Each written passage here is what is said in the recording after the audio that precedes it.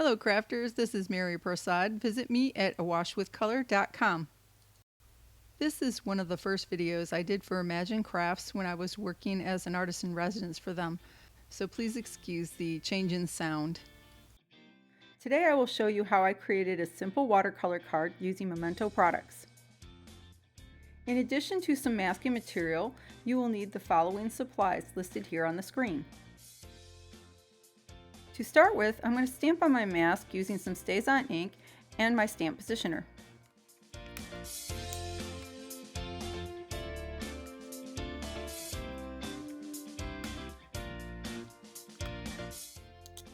I'll use my StazOn all-purpose stamp cleaner to clean the stamp.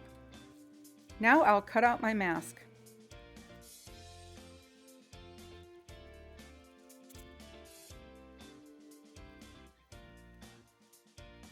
To trim out the inside areas, I'll use a craft knife on a cutting mat. Once I've cut out my mask, I will then move on to my 5x7 sheet of watercolor paper, which will feature the main image and poem at the top. I will use my stamp positioner with a sheet of recycled plastic to position my stamps. Since I'll be watercoloring, I'm going to use VersaFine Onyx Black ink. I'll use my heat tool to dry each layer before moving on to the next.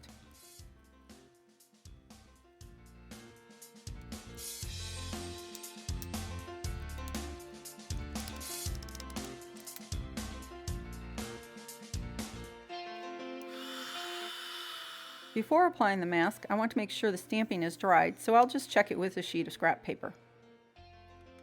I want the background to be filled with words of the poem, but I want them to be faint, and I'm going to do them in the Timber Brown StazOn ink so that I'll be able to watercolor over it. To do this, I'll first stamp off on a sheet of scrap paper before stamping on the project itself.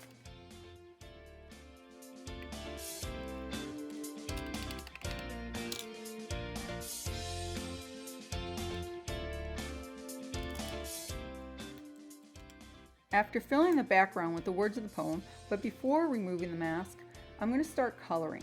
First, I'll color the shadows by applying the marker directly to the paper. Next, I'll move on to the floor, but this time I'll scribble some of the color onto my craft mat and add water and apply it with the brush. I'll do this for the rest of the painting. My basic technique is to water down the paint and apply the lightest colors first, let each layer dry before adding another one and build up the color this way. I'm going to remove the mask and continue coloring, and I'll catch up with you later.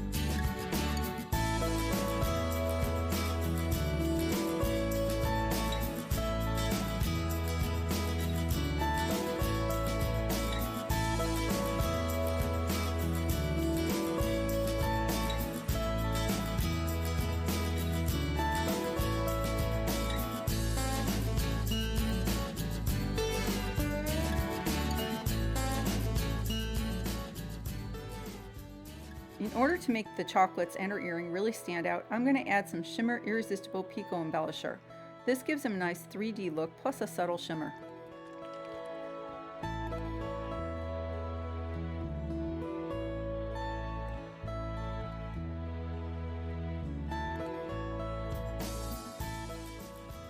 Once dry, I completed the background in rich cocoa, and then I folded a 7x10 piece of cardstock in half to form a 5x7 card base.